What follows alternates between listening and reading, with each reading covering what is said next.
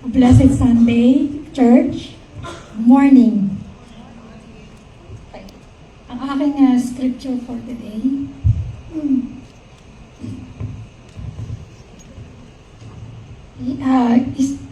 is from 1 Corinthians 10:31. So whether you eat or drink, or whatever you do all to the glory of God. It also means na you give not out of obligation or duty, but to glorify God. In every aspect ng buhay natin, Kristiyano, from eating, drinking, and all other actions, it should be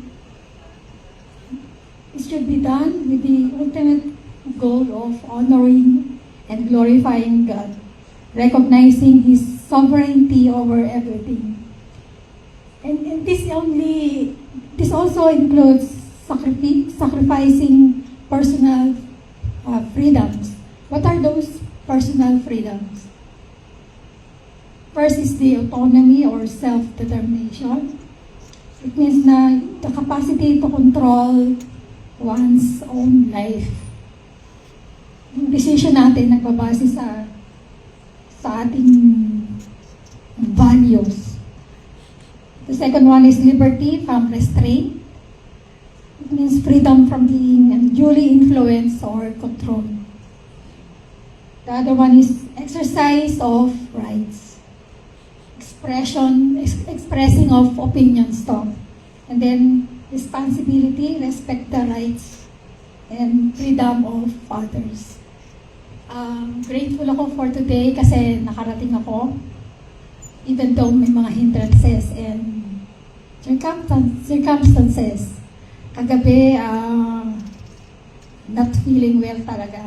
Sabi ko, kung sinusubukan ang aking faith na magsalita dito sa harap. Nilagnat ako and then sumama yung aking tiyan. So, nung madaling araw, sabi ko, pupunta ba ako or hindi? Naano ko yung scripture ko. This is all for the glory of God. Sabi ganon, hindi dahil kung ano pa man, sa mga circumstances, dahil ito ay sa pagpupuring sa Diyos. Yun lang po. Atin na pong itaas ating tithes and offerings. Yes, Lord. Thank you, Lord, for gathering us today in this church, oh Lord. Thank you for the love. Thank you for giving us the time na we can worship you. We can magnify you, Lord. This is all for your glory. In Jesus' name we pray. Amen.